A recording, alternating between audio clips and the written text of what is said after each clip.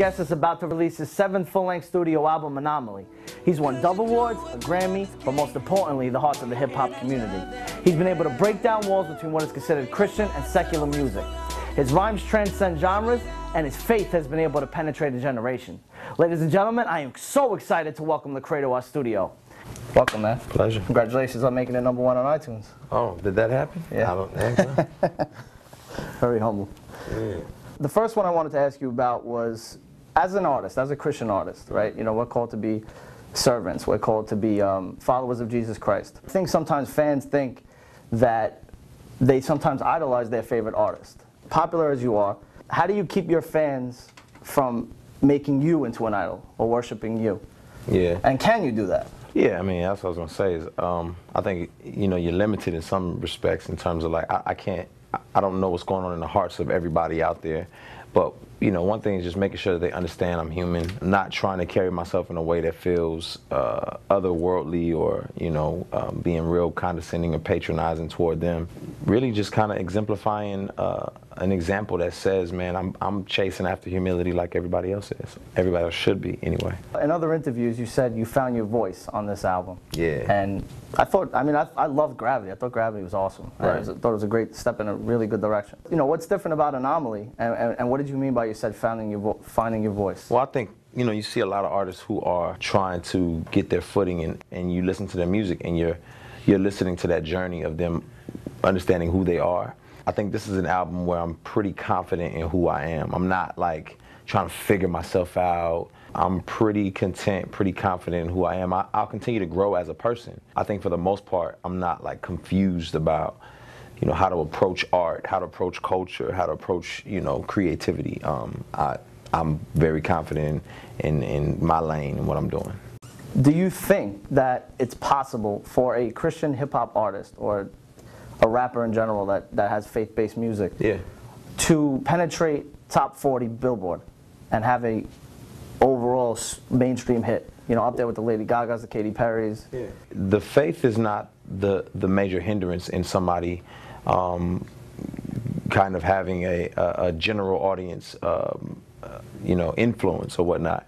I think it's when the faith is more along the lines of kind of church-focused and inward-focused, where it's kind of like these are issues and topics that only really the church can relate to.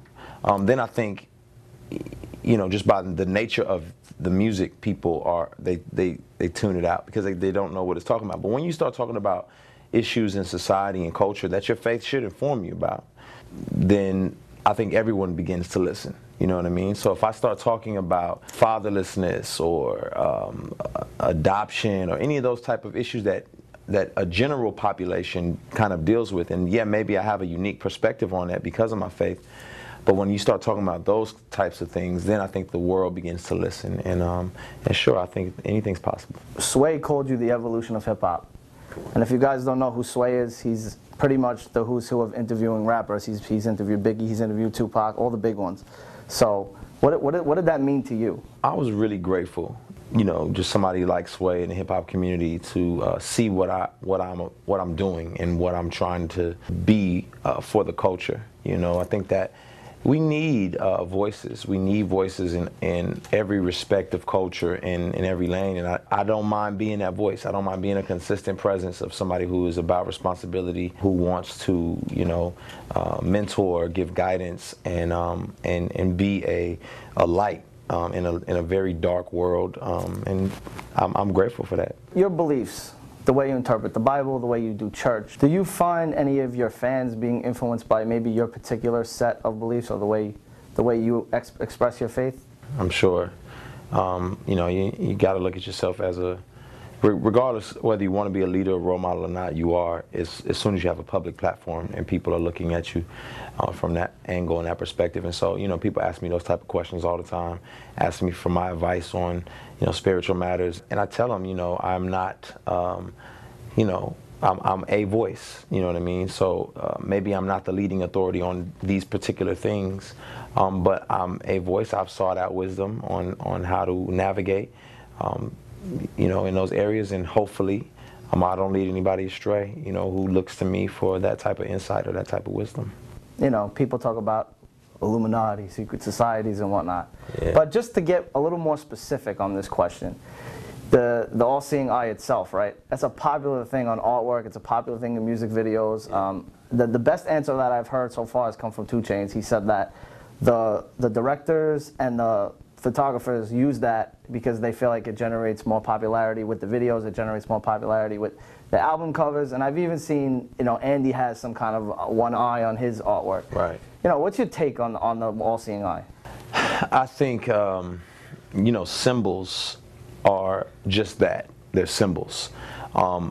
They either represent something or they don't. But what they represent is really in the heart and the mind and the eye of each individual beholder. So whereas in one country I can be like, all right, I'll see you later, that's peace. But in another country, this is a derogatory symbol. You know what I mean? And so, but it's not to me. It's just, I'll see you later. But to somebody else, they may take that a different way. So for me, when I see art, I see art. And if it doesn't have a meaning to me, it doesn't. I don't take it to mean like, oh, this is some kind of cultish thing here. And maybe that was the creator's intention, but that doesn't have any way in on my life. I believe at the end of the day, the earth is the Lord's and everything therein. God made everything. Is ours for the taking and to use however we want to use it, as long as it honors Him. And so, eyes. God made eyes, so there's nothing evil about eyes. It's how you take it, how you make it. So yeah. So how many kids do you have? I got 3. 3 kids? Yeah. Boys, girls? Boy, girl, boy. Okay. Yeah. I know you're on the road a lot. You're promoting. You're touring. How do you juggle being a father with being a full-time artist? Yeah, I think you have to prioritize, and you have to realize that family is a priority, and family is family comes before all of this stuff. The world can get another artist, but my kids can't get another father. And so I'm the only daddy they're going to have, so I have to be consistent and present for them. And make sure that they don't feel like they're playing second tier to anything else that I have going on, other than their mother, who comes number 1. But but yeah, so it's just prioritizing. Any songs about your kids coming on the new album, or maybe another one about your wife? You know what? I've always wanted to kind of talk, through some stuff as it pertains to them, but there's so little.